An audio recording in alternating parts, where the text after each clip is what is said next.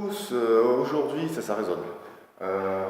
Petite visite, on va essayer de faire vite, en attendant l'artisan qui est à la bourre pour changer. Ouais, bon, ça c'est autre chose.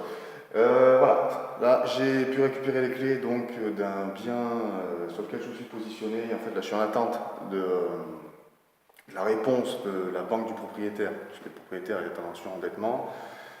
Et donc, vu que j'ai fait une offre très très basse, la banque doit valider cette offre. Donc là, je suis en attente de validation, mais j'ai pu avoir les clés aujourd'hui pour faire une visite de chantier avec un professionnel, parce que pour ce bien-là, j'ai bien envie en fait de déléguer les travaux, vu que je vais être occupé à autre chose. Enfin, ça, je vous en parlerai plus tard. Mais bon, voilà. Bon, eh ben, on va faire une petite visite. C'est une grande maison, de mémoire 140-145 mètres carrés.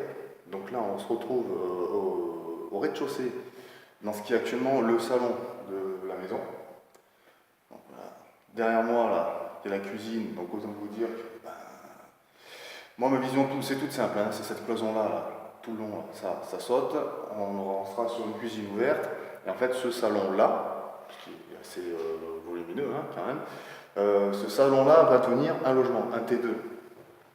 Parce qu'en gros, pour faire clair, voilà.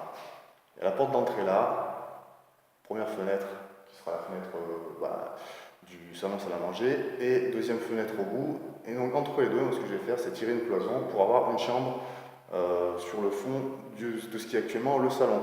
Donc voilà, une chambre là séparée. Il y aura la pièce à vivre là où on est. Et donc derrière cette cloison, ce sera la cuisine, qui est déjà la cuisine actuellement. Mais comment dire? Voilà. Il y a un peu de ménage à faire. Il y a un peu de ménage à faire. Mais bon, ce qui est bien, c'est qu'il y a voilà, une fenêtre dans chaque pièce. Ça, c'est plutôt sympa. Bon, le sol, voilà, ça se passe de commentaires. Hein. C'est pas pourri, mais c'est pas non plus génial. Donc en fait, il n'y a pas énormément de travaux. C'est pas énorme, c'est pas énorme. Il y a juste bon, l'électricité, la plomberie à refaire.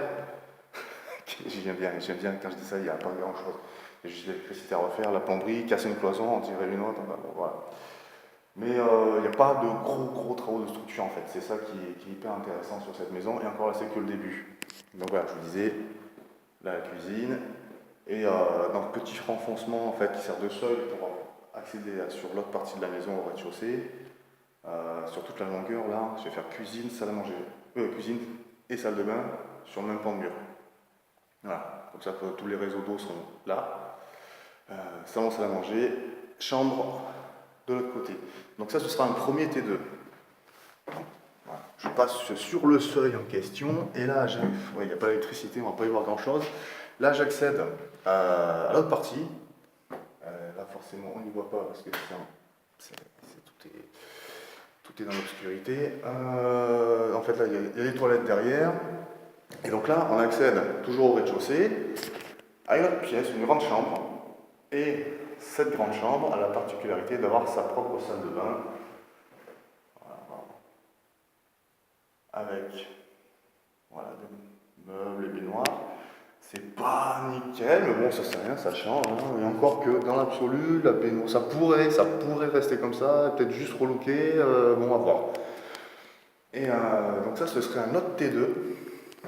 Et dans cette partie-là qu'on voit pas bien là, là sous le KGB, bon, à voir au niveau de l'agencement ce qui serait intéressant à faire. Mais le gros point positif en fait, c'est que au rez-de-chaussée, il y a un autre accès qui est là.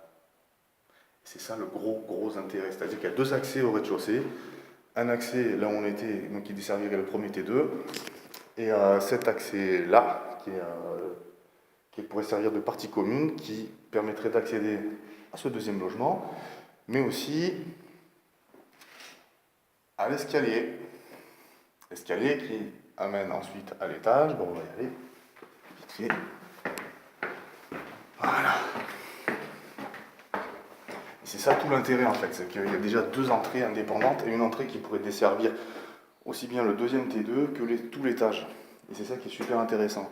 Donc là, arrivé ici, en haut de l'escalier en fait, on arrive à un palier qui dessert cette partie-là et l'autre partie derrière moi. Et donc chaque partie deviendrait un autre logement aussi, des T2 encore. Donc en fait là, où je suis sur ce palier, En gros, il suffirait de monter une cloison là, sur ce qui est déjà en place, pour fermer et avoir un logement ici indépendant. Donc c'est pour ça qu'il n'y a pas grand chose à faire, c'est pas des travaux déments quoi.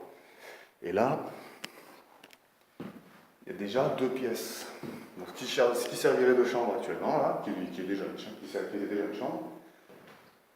Et ici, voilà, la pièce de vie, en fait. Pièce de vie où il faudrait juste créer une cuisine. Donc c'est pas quelque chose de dément, quoi. Avec le coin nu au fond, que moi, vu la configuration, je fermerais bien, et juste avec 2 panneaux vitrés, là, coulissants. Voilà. Donc il y aurait quand même une belle fenêtre en termes de volume pour la pièce en question. Et cette chambre-là, en fait, et c'est ça qui m'a plu, et qu'on se bien, c'est que cette chambre-là a une salle de bain aussi, bon, qui est pourrie, hein, clairement, on va pas se mentir, c'est pourri.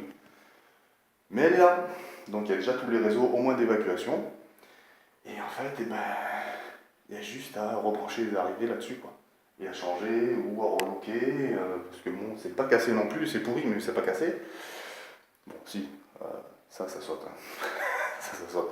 La baignoire, bon, éventuellement, avec une bonne résine, il y a moyen de faire quelque chose, pas trop mal. Mais le reste, ça saute. Donc voilà, ça, ce serait le 3e T2. Et là, on arrive, donc, on revient sur le palier et accès à une autre chambre. Voilà. Donc on descend les marches et là, on a un énorme couloir. Donc autant dire que ce couloir, il sert à rien. Donc ça saute pour gagner en place, enfin en volume. On gagnerait facilement 3-4 mètres carrés. Et là, on est dans ce qui serait, pour moi, la pièce de vie. Voilà. Salon, salle à manger. Ou non, peut-être la chambre. À voir pour tout ce qui est raccord d'eau, parce que bon, ce serait bizarre, mais je pense peut-être faire tout ce qui est pièce de vie ici, parce que là, en fait, on a une salle de bain, enfin, une petite salle d'eau, voilà, avec une douche au fond et un évier.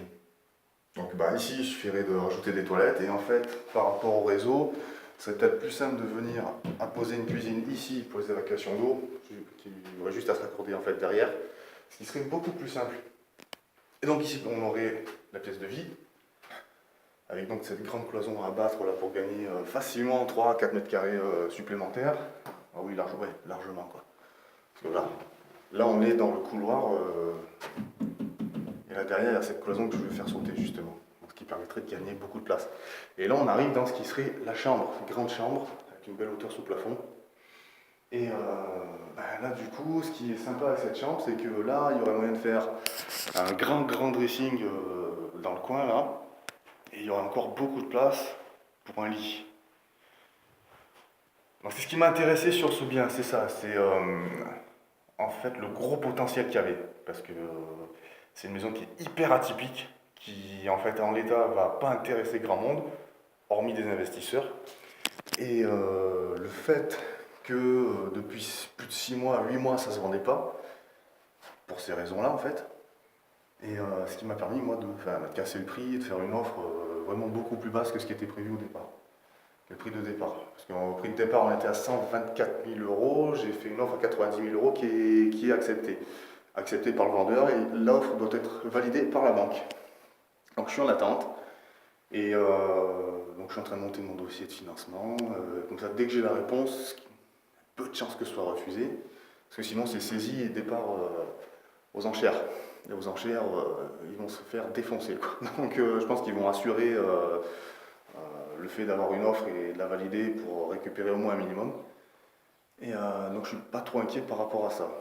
Donc là, il n'y a plus qu'à faire tout ça. Une fois que l'offre est acceptée, c'est feu pour monter le dossier, avoir le financement, et puis dans la foulée, voilà, faire partir les travaux et faire 4 logements hyper sympas à partir d'une maison qui au départ est pourrie, mais qui a un potentiel super intéressant, puisqu'il n'y a pas d'ouverture à créer, il n'y a pas de deuxième entrée à faire, elle est déjà là en place, il y a juste du cloisonnement à faire et à défaire, et remanier tout ce qui est réseau d'eau et d'électricité.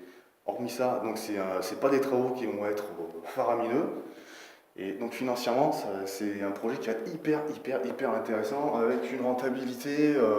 Bon, même si je fais faire les travaux en entier, on devrait être autour des 12 ou 13%, voire 14% de rentabilité brute. Brute. Je parle toujours en brut, moi, au départ. Voilà, donc je vous tiendrai au courant pour ce qu'il en sera petit à petit. Et puis je vous dis à bientôt pour d'autres vidéos. Allez, salut!